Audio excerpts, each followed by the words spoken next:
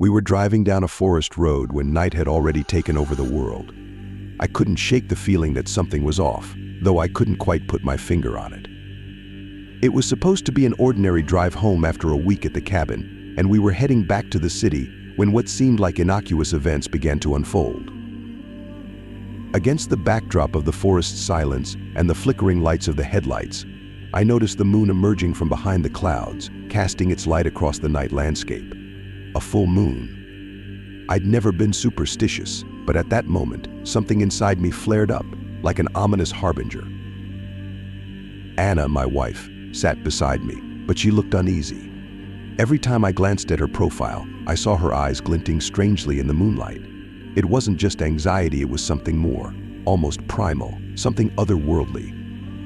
I tried to reassure her, but her face grew more pale and distorted. "It's fine," I said. "Just an old road and some nerves." She nodded, but I saw her hands clutching the seat tightly. The kids, our two little sons, were in the back seat, absorbed in their tablets. Their world seemed far removed from the sinister atmosphere that enveloped the car. Then I heard a crackling sound, as if something heavy and relentless was moving through the forest. At first it was barely audible, then it grew louder and more insistent. A cold sweat broke out on my forehead. "Anna, did you hear that?" I asked, not taking my eyes off the road. She didn't answer, only clinging tighter to the seat. I looked at her and realized she had become a different person. Her once gentle, kind face was now twisted into strange grimaces, as if she were experiencing something so horrific that it was beyond her control. My heart raced, and I accelerated, hoping to outrun the noise. But the crackling didn't stop. Instead, it grew louder and more relentless. I was ready to turn around and go back the way we came, but then the moon emerged from behind the clouds, illuminating the forest, and I saw it. At first it was just a silhouette, then it took on more distinct features. A massive, dark figure, something halfway between a man and a hideous creature from ancient legends. Its eyes glowed in the night, and there was a wild fury in them. It moved through the forest with a terrible grace, each movement seeming incredibly deliberate, as though it was preordained. My hand instinctively reached for the door handle, and I felt that if we didn't stop, we might simply disappear. At that moment, Anna let out a scream that could only be described as almost inhuman. I looked at her and saw her face was twisted in terror, as if she had seen something that had driven her beyond reason. "We have to get out," she screamed, her voice filled with desperation. "We have to run." I didn't know what to do. Logic told me to stay in the car, but my instincts told me otherwise.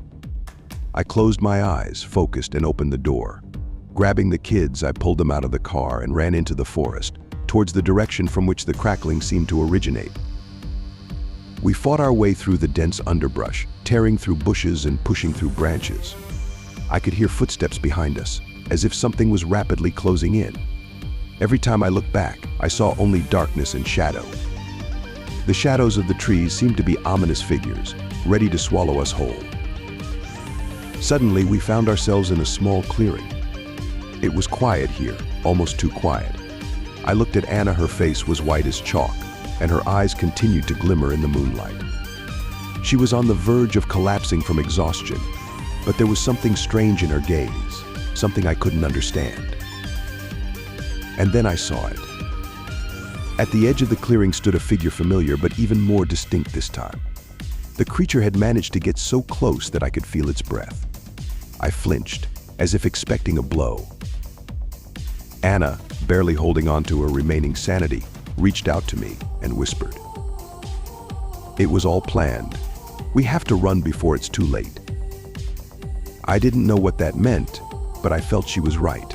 We turned and ran again, through the forest, through fear, until we finally emerged onto a familiar road. The car was left behind, and we kept running until we found the first sign pointing to safety. We were alive, but the forest, with its strange and ominous beings, left an indelible mark on us. Since then, we've never returned to those places, and at night, especially during the full moon, I still hear that ominous crackling and feel the cold gaze we so desperately tried to escape. Subscribe if you want more intriguing, scary stories.